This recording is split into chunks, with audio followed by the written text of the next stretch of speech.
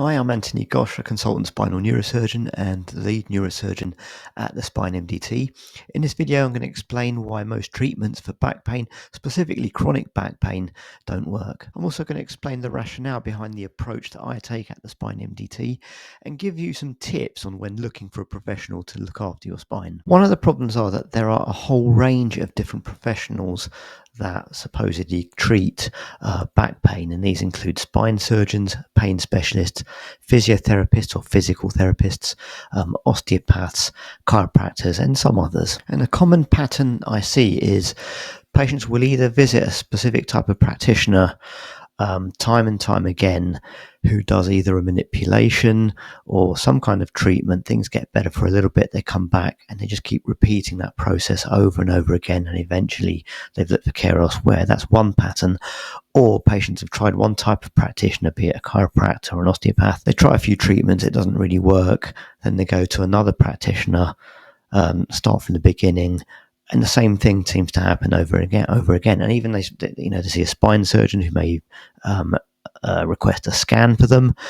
They look at the scan, they say, look, there isn't really anything here that's surgical, and rightly so, but then can't really offer any more help from there. So there's a clear lack of oversight, or one individual saying, look, I'm going to take responsibility for your care, and therefore involving a number of different types of practitioners for the areas that they're good at. So what I try to do differently at the Spine MDT is bring all these different people together under my oversight, where I take responsibility of your care and have general oversight, and together as a team we work out a strategy by giving you that care over a good period of time. It starts off with a good understanding of the clinical assessment and how to carry that out. I've recently interviewed both Stuart McGill and Peter O'Sullivan, who are both non-surgeons, but probably the two biggest thought leaders in the world of back pain and spine care. And I agree with them based on my experience and my practice as a complex spine surgeon, that your diagnosis predominantly comes from the clinical assessment. It does not actually require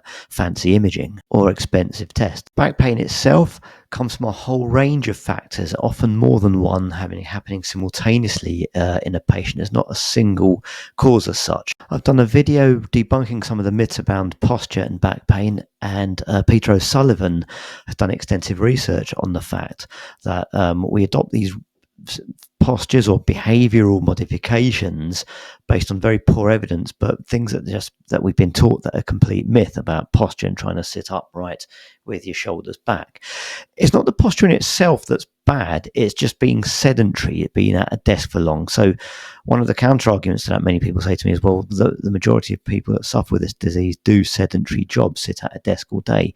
It's not because they adopt a bad posture, it's simply because they're not moving. They're just sat in that position for a prolonged time of the day. So my lifestyle is certainly a big factor. So as part of the assessment, particularly in cognitive functional therapy, is trying to get a good understanding of certain behaviours patients have adopted, and if they're helpful or if they're actually aggravating the problem. There are also mechanical pathological factors from wear and tear in the spine or degeneration. Now, these are actually very, very common findings and get bit overinterpreted sometimes, to the degree where people undergo unnecessary surgery or invasive treatments. But having said that, I am in agreement with Professor Stuart McGill, who believes there is no such thing as non-specific back pain. When people use that term, and it's used by Peter O'Sullivan quite a lot, non-specific back pain, who's quite a well-renowned professor in physiotherapy, what he actually means and we've spoken about this in my video, in my discussion with him, is non-pathological back pain, where there isn't a severe underlying disorder in the spine causing that pain. However, if you are thorough with your clinical assessment and have a really good understanding of the underlying biomechanics of the spine, its anatomy, how the forces work on load bearing and so forth, then you should be able to figure out which area of the spine might be generating most of the pain, and then from that try and figure out strategies to improve it. So as well as the mechanical factors we talked about, so abnormal behavioral adaptations, and then we talked about pathological factors, so possibly acute tears in the disc or facet disease. Then you've got health factors. So one of the biggest things that came out of Peter O'Sullivan's research is one of the best treatments for your back is actually maintaining good general health rather than a very focused specific treatment for spine care. So your general health, like weight and things like that, do play a massive role in your spine. Underlying inflammatory arthropathy disease, certain types of arthritis, things like that can cause problems in the spine.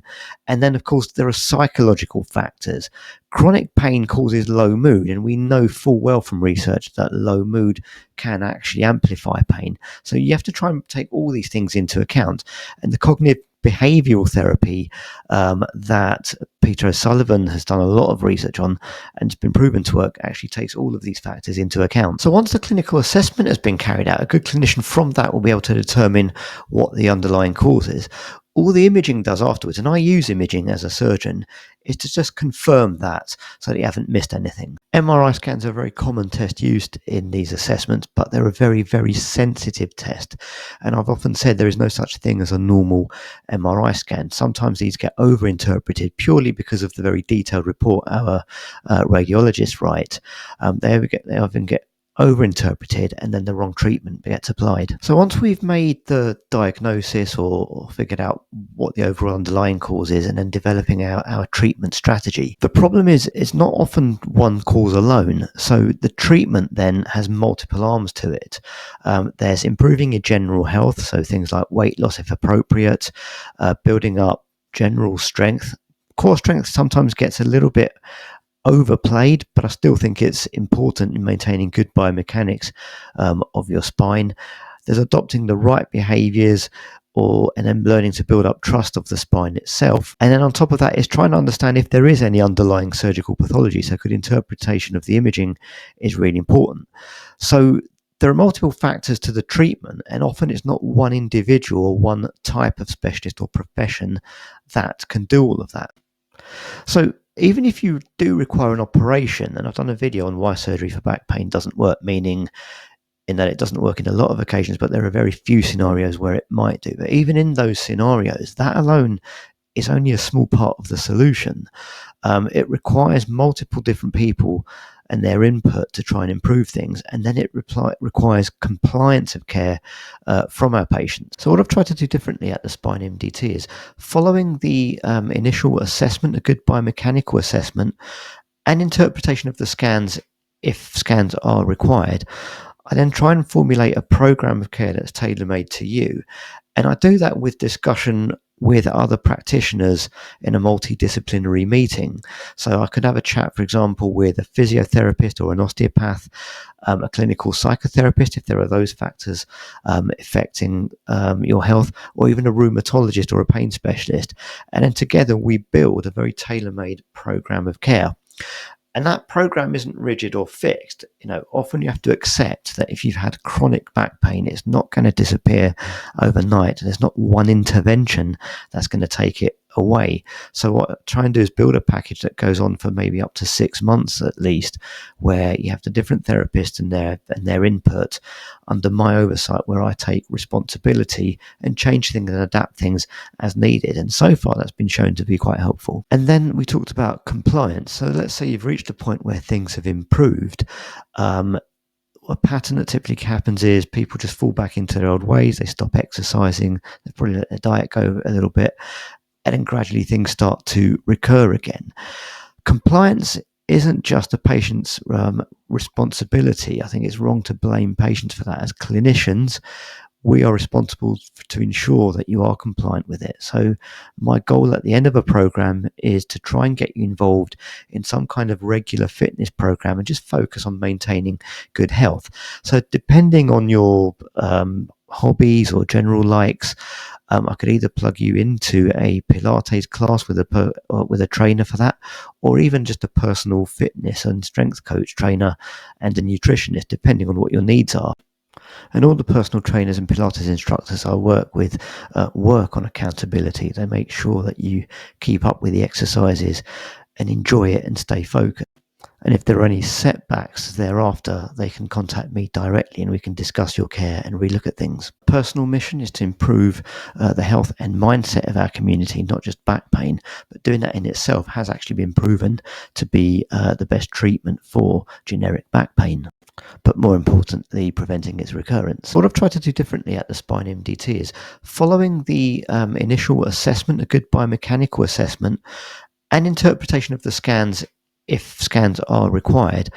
I then try and formulate a program of care that's tailor-made to you. And I do that with discussion with other practitioners in a multidisciplinary meeting.